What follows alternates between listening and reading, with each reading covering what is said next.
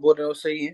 Please تو کیا اس سے میری بات کو توحید نہ کا مانو. نہیں، میری بات غلط ہے. تم پہلے میری سپیچ، میرے دلائل کو دیکھ لو، پھر اس کے بعد تم اب نہیں؟ فیصلہ کرو کہ میری بات غلط ہے یا صحیح ہے. میرے کو بھی میرے کو ضروری نہیں ہے کہ میں اپنی ہر درمی پہ رہوں. نہیں، جو میں بول رہا ہوں وہ صحیح ہے، ایسا نہیں ہے.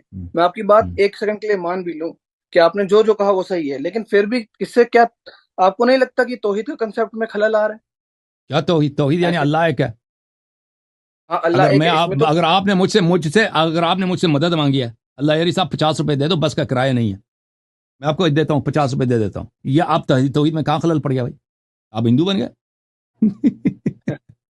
او بغیر اللہ سے ایسا مدد لو تو ہندو بن جاتے ہو. او بھائی یہ کس کا عقل کہاں ہے؟ عقل کہاں ہے بھائی تمہاری؟ او غیر اللہ کی عبادت کرو گے ہندو بن جاؤ گے. مشرک ہے، ہندو ہے، ٹھیک ہے نا. اچھا غیر اللہ سے مدد مانگو گے، ان میں دیکھو بھائی، او بھائی ان دو چیزوں میں بڑا فرق ہے. ایک ہے کھانا، ایک ہے پانی، ٹھیک ہے نا. کھانا کھایا جاتا ہے، پانی پیا جاتا ہے. ان دونوں میں فرق ہے کہ نہیں ہے؟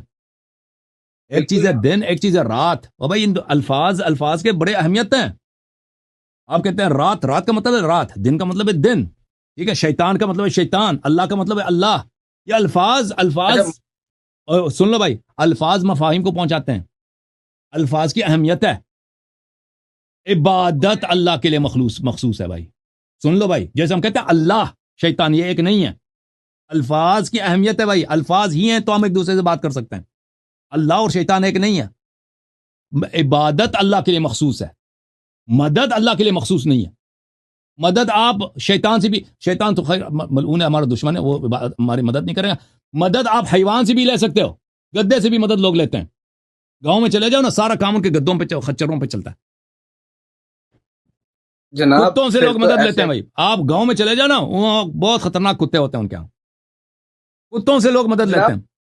یہ آدمی کہہ رہا ہے کہ ایسے مدد لینا جو ہے حرام ہے، مکروہ بھی نہیں ہے، شرک تو دور کی بات جناب ہے. ایسے اگر آپ دو کنسپٹ دیکھ لیں، وہ بھی کہتے ہیں کہ بھگوان جو ہے وہ نراکار ہے، اس کی کوئی ڈیفینیٹ شیپ نہیں ہے. وہ بھی تو یہی بول رہے ہیں.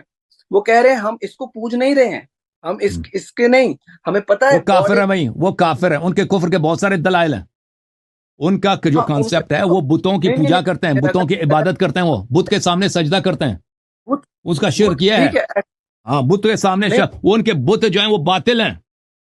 وہ بت ان پھر کے تو باطل ہیں، ان کے بت بھگوان نہیں، ان کو خدا جناب مانتے ہیں، اس لیے مشرک ہیں بھائی. ٹھیک ہے نا. پھر تو اس جناب کا وجہ یہ نہیں ہے اللہ یاری کہ جو ایک اللہ اور یاری چیز ہے کہ آپ مزاروں غیر اللہ سے پہ مدد لینا ہی شرک ہو. اللہ یاری صاحب کتنے مسلمان آپ مجھے بتائیے مزاروں پہ سجدے کرتے ہیں؟ یہ بتا دیجیے آپ. سجدہ وہ کرنا بھی تو باطل ہے نا، مدد لینا وہ باطل نہیں ہے. سجدہ کرنا اللہ